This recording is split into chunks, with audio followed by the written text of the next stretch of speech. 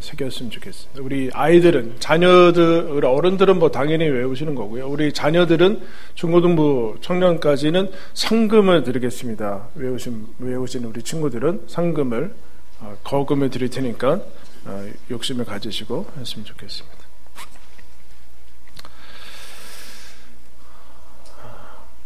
예전에는 집마다 촛불이 있었어요. 촛불. 후레쉬나 뭐 랜턴 같은 것도 나중에 있었고 촛불이 있었죠. 왜냐하면 정전이 자주 됐습니다. 정전이라는 것이. 정전이 되면 마을에 아이들이 재밌어서 막 다 나왔어요. 정전. 집에 있으면 꼼꼼하니까 나와서 막 그 재밌다고 막 놀고 그랬던 기억들이 있습니다.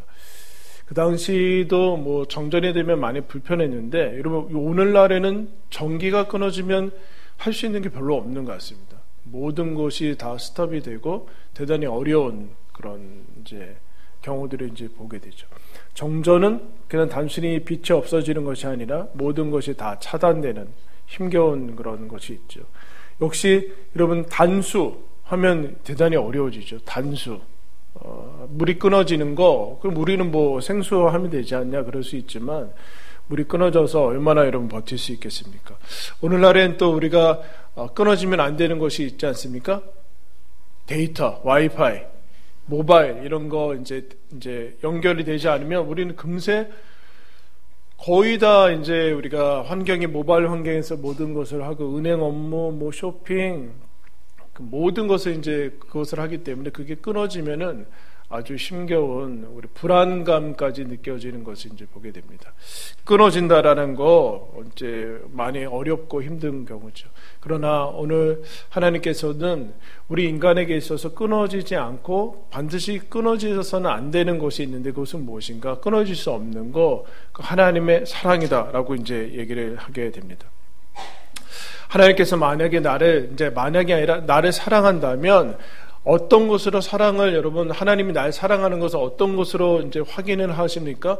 역시 나는 하나님께서 역시 날 사랑하는구나 라는 것 안에 나는 하나님의 사랑을 확신해 라는 그 가운데 들어가고 있는 것들이 뭡니까? 대부분은 우리가 어떻게 좋은 것들이 들어가죠. 그죠? 좋은 것들, 어떤 내가 원하는 것들, 그동안 이루어졌던 일들, 그런 것들이 이제 주로 내가 하나님께서 사랑하시고 사랑받는 자다라는 것을 이제 확인할 수 있게 되는데, 그러면 그 반대는 어떤가? 반대는 믿음이라는 것은 꼭 언제나 플러스 상황에서만 적용되는 것인가? 그러면 진리는 아니죠.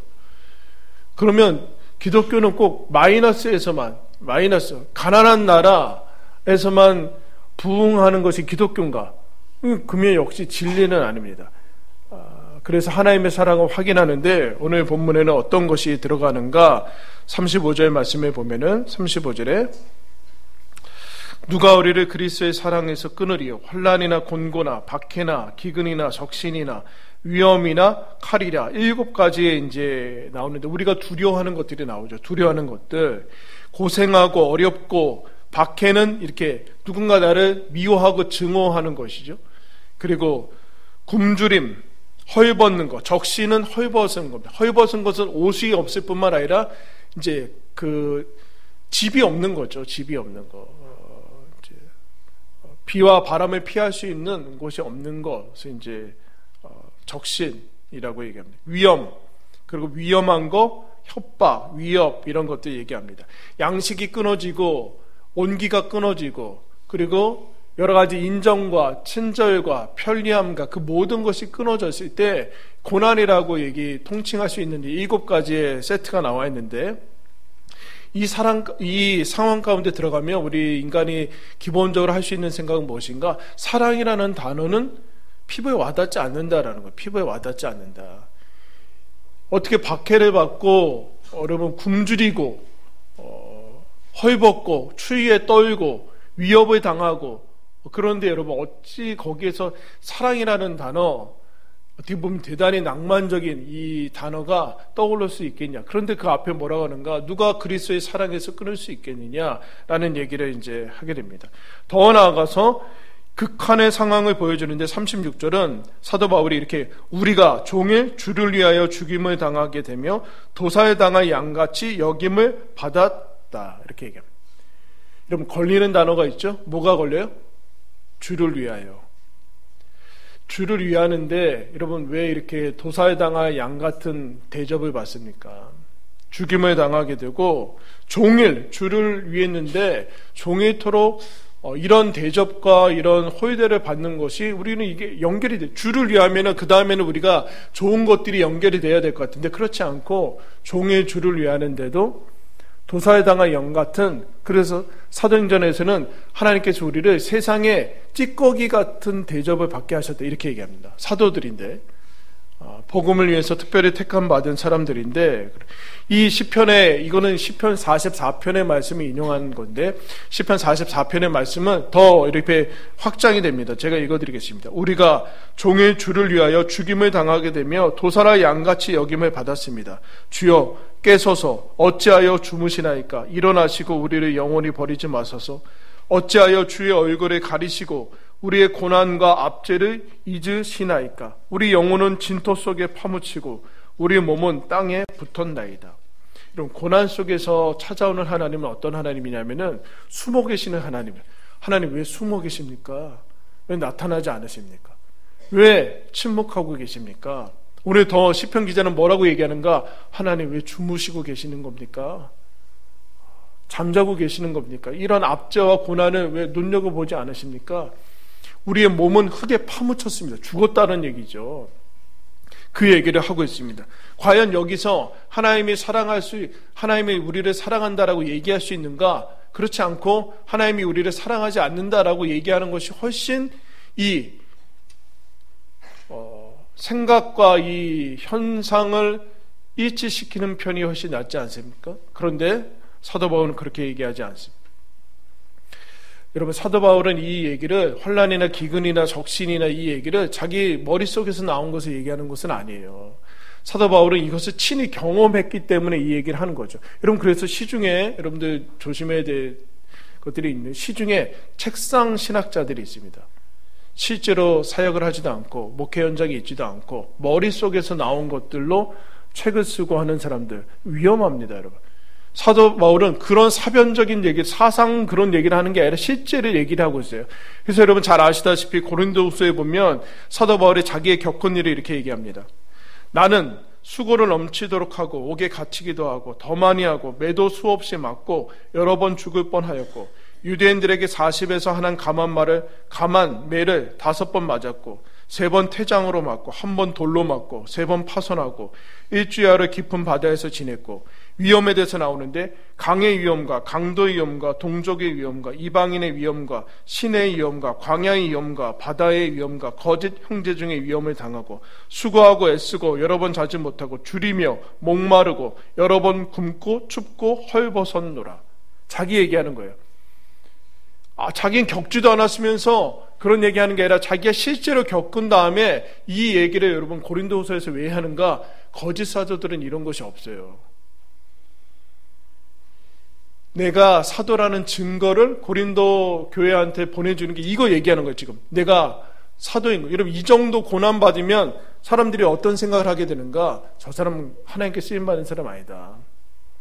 하나님이 진짜 사도로 부르셨으면 어떻게 저렇게 자기 앞가림도 못하면서 무슨 사도라고 얘기하냐, 그런 거거든요. 근데 자기 자신도 여러분 그렇게 느껴지지 않겠습니까? 맨날 갇히고 하나님이 과연 나를 이방인의 사도로 부르신 것이 맞는가라는 의심되고 시험 드는 상황인데 무엇이라고 얘기하는가? 이것이 나를 하나님께서 사도로 부르신 증거다. 뭘 확인하고 있습니까? 그럼에도 나는 하나님께서 부르신 사도요, 하나님께서 나를 사용하고 복음의 일꾼으로 사용하고 계시다라고 얘기를 하고 있어요.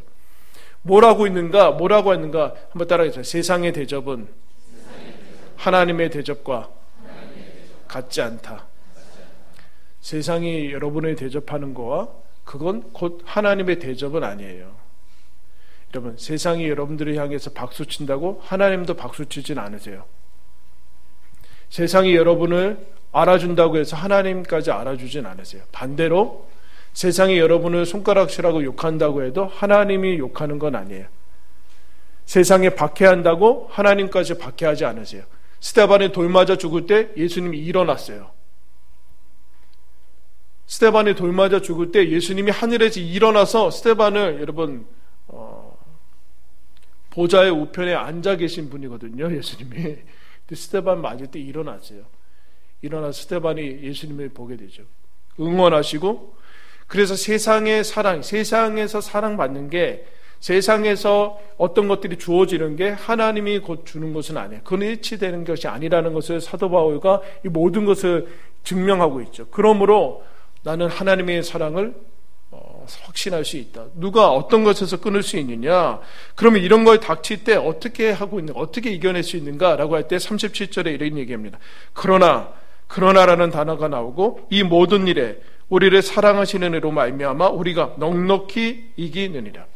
환난과 기근과 공고나 적신과 위험, 칼, 박해에 당연히 다음에 따라오는 결론적인 단어는 무엇인가? 패배, 항복, 배교 이런 것이 따라올 것 같은데 그렇지 않고 전혀 어울리지 않는 승리라는 단어가, 이김이라는 단어가 여러분 따라옵니다. 과연 그것이 가능한 일인가?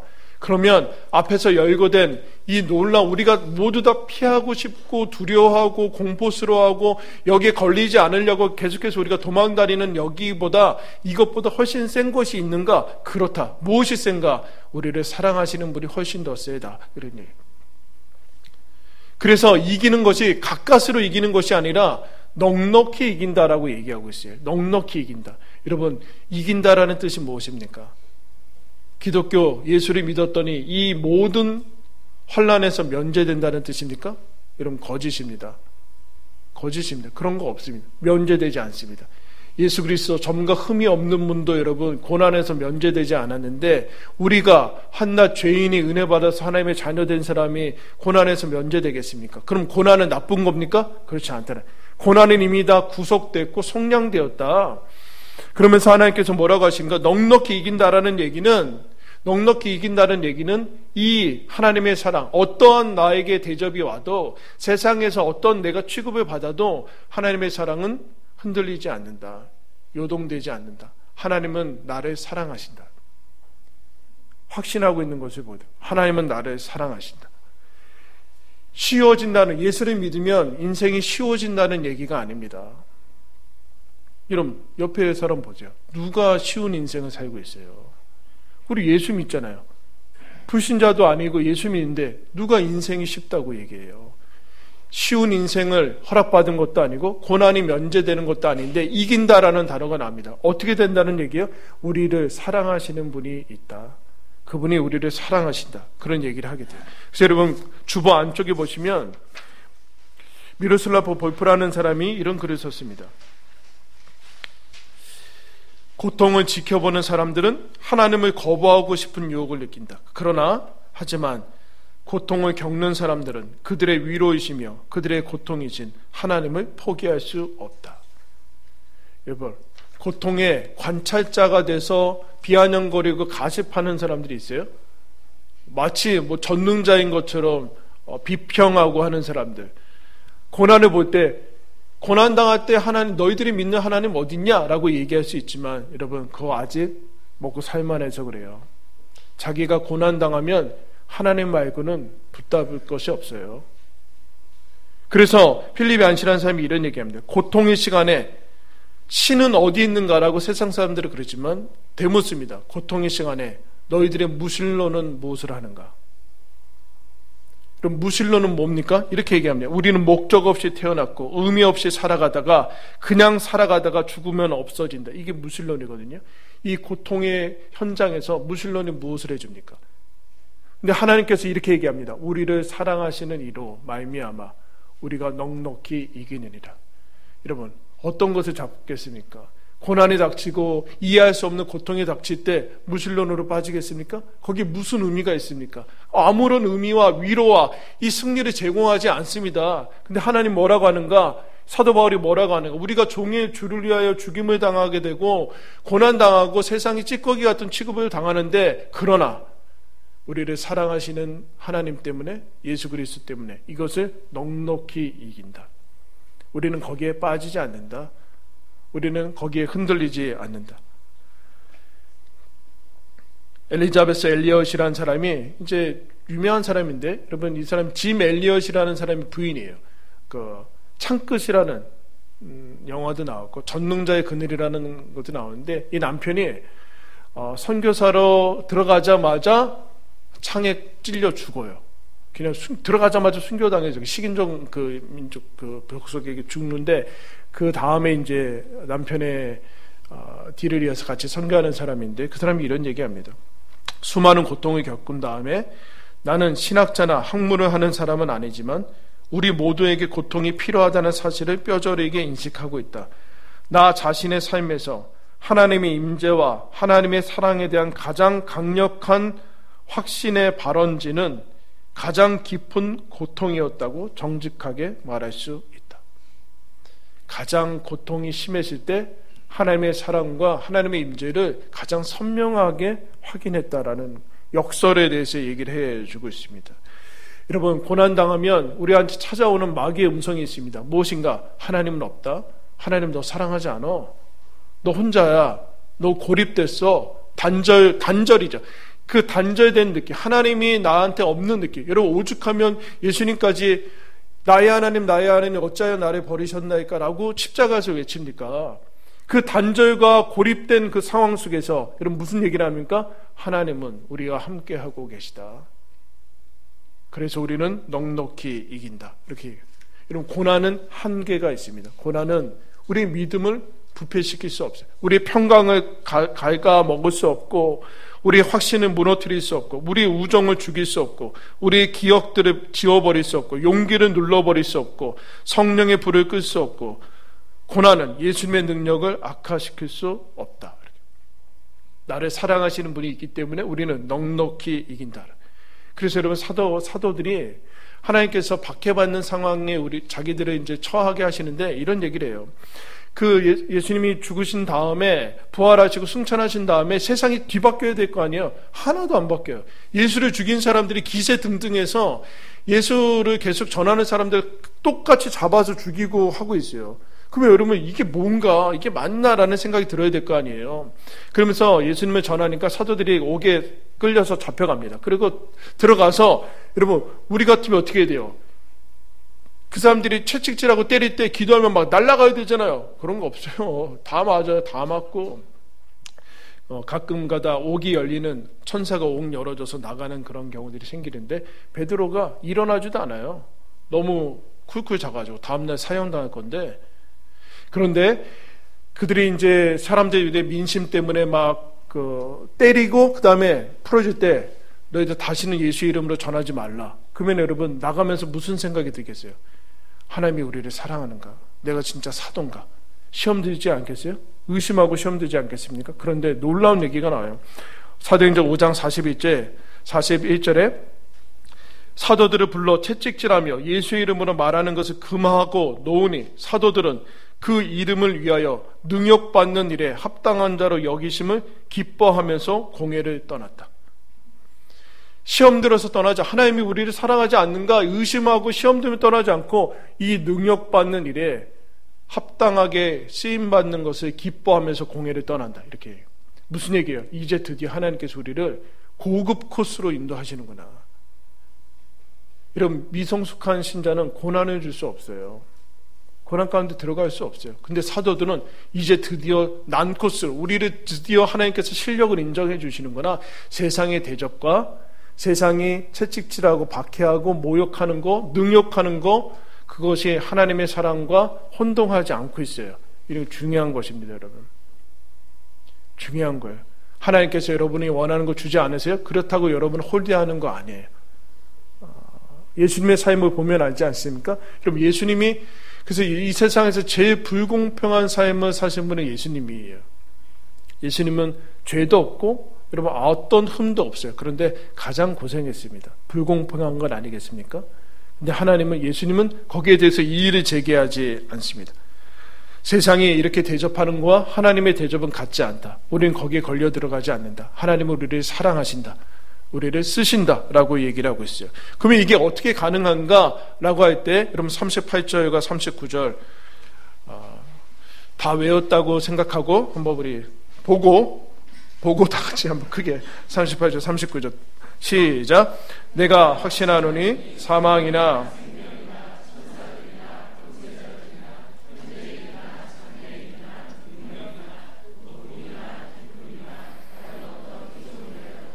우리를 우리 주 그리스도 예수 안에 있는 하나님의 사랑에서 끊을 수 없으리라. 아멘. 할렐루야. 여러분, 불확실한 세상에서 무엇을 확신할 수 있습니까? 정말 확신할 수 있다는 것이 가능한 것입니까? 하나님께서 무엇이라 얘기하는가? 뭐든 다 집어넣어라. 살아있는 것이건 죽은 것이건 앞으로 일이건 과거건 현재건 미래건 능력자건 어떤 하늘의 능력이건 천사들이건 이 세상에 어떤 권력이건 다 집어넣어라. 너가 두려워하고 이거 생기면 안 되는데 내 인생에 이거 벌어지면 안 되는데 하면서 노심초사하는 거 다 집어넣어라. 하나님의 사랑은 끊이지 않는다. 너에게서 단절되지 않는다. 너와 떨어뜨릴 수 있는 것은 없다. 이제는 없다. 그전에는 모르지만 이제 너희들이 그리스도 예수 안에 있기 때문에 아무 상관없다. 왜냐하면 하나님이 우리를 향한 사랑을 둔 자리는 내 행위나 내가 잘한 거나 아니면 나의 됨됨이에 두지 않고 예수 그리스도 안에 두셨어요. 예수 그리스도 안에. 예수님 안에 두셨기 때문에 그것을 빼앗아갈 수 있는 사람은 없어요. 그것을 흔들 수 있는 사람은 없습니다. 예수님이 인간의 모든 겪을 수 있는 고난의 집약되어 있는 십자가, 제자들이 배신하고 사람들이 거짓과 모욕과 침뱉고 채찍질하고 사망, 모든 악과 죄가 뭉쳐있는 그곳에서 여러분 돌아가십니다. 그리고 거기에서 모든 것이, 모든 소망이 끝나는 그 절망에 사형당하는 그 거기에서 하나님께서 예수 그리스도를 무덤에 묻히신 다음에 부활케 하세요. 그럼 무엇이 이보다 더 극할 수 있겠습니까? 거기에서 하나님께서 하나님의 사랑으로 예수 그리스도를 부활시키는 것을 보게 돼요. 그러므로 우리의 어떤 일들도 이 십자가 안에 예수님이 다 흡수해서 어떤 고난도 어떤 일도 너희들이 생길 것 같은 그런 장래의 어떤 일들도 이 십자가에서 다 흡수했기 때문에 어떤 것도 너에게 손해가 나는 것은 없을 거다. 절망은 없을 것이다. 소망과 너희들에게 유익한 것으로 바꾸고 계시다. 왜냐하면 우리가 하나님 안에 예수 그리스도 안에 있기 때문에 그렇습니다. 이사야 46장에서 이렇게 얘기합니다. 태에서 나면서부터 내가 너희를 업었다. 너희가 노년에 이르기까지 내가 그리하겠고 백발이 되기까지 내가 너희를 품을 것이다. 내가 지었은즉 내가 업을 것이요 내가 품고 구하여 내리라. 내가 품고 업고서 하나님 나라 가겠다. 그 얘기를 하는 거예요.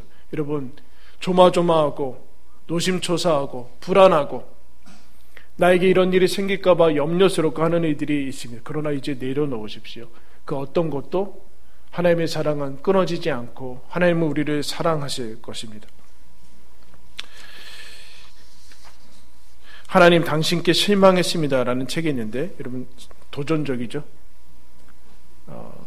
차마 얘기하지 못하는 이 사람이 필립 얀시라는 사람이 하나님께 실망할 만한 사람들을 찾아다녀요.